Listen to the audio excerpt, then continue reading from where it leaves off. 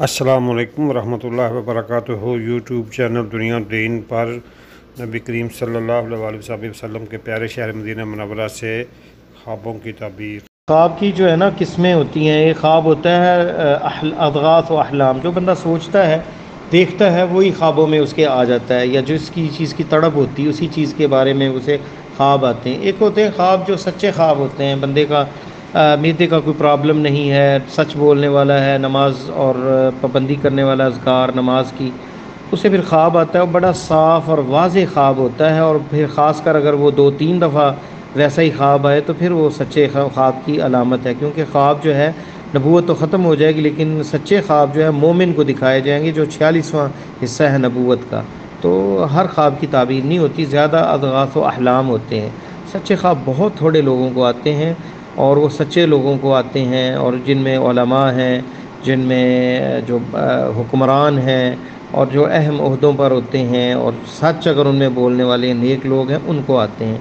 عوام جو ہے ہزاروں لاکھوں کی تعداد میں ہر ایک بندے کو خواب آیا ہوتا ہے، وہ اضغاث و احلام ہی زیادہ ہوتے ہیں۔ ہماری فکریں، ہماری سوچیں، جو ہم سوچتے رہتے ہیں وہی چیزیں خواب میں آ جاتی ہیں۔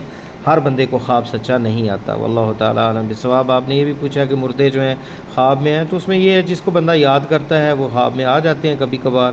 ہماری میموریز جو ہوتی ہے دماغ کی، اس میں چیزیں محفوظ ہوتی ہیں، تو کبھی نہ کبھی وہ خواب کے اندر جو ہے وہ جو ہے ری سائیکل ہوتی ہیں، دوبارہ کہہ لیں کہ وہ آ جاتی ہیں، یا ریمائنڈ کر دیتی ہیں ہمیں، وہ دوبارہ نظر آ جاتی ہیں۔ ان کا نام کہیں پڑھ لیں، یا ہمارے غیر شعوری طور پر جو ہے اس کا کہیں ذکر ہوا ہے، اور تو دماغ جو ہے وہ اسے جو ہے ذکر اس تک وہ پہنچ جاتی ہے بات، اور وہ خواب کے اندر پھر آ جاتی ہے۔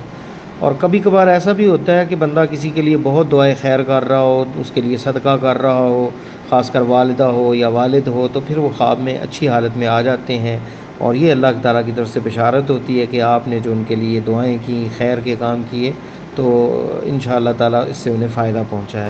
خوابوں کی تعبیر کے بارے میں پہلے بھی بتا چکا ہوں کہ اچھا خواب دیکھیں تو کسی کو بتائیں نا، اور اللہ کا شکر ادا کریں۔ برا خواب دیکھیں تو وہ کسی سے پوچھیں نا، اور یہ پڑھیں اعوذ باللہ من الشیطان الرجیم 3 دفعہ پڑھیں اپنی بائیں کروٹ، اور کہیں اعوذ باللہ من شر ما رأیت، میں اللہ کی پناہ چاہتا ہوں جو میں نے جو برا دیکھا، اور کروٹ بدل کے سو جائے، اور کسی کو بتائے نا، تو انشاءاللہ وہ برے خواب کا کوئی اثر نہیں ہوگا۔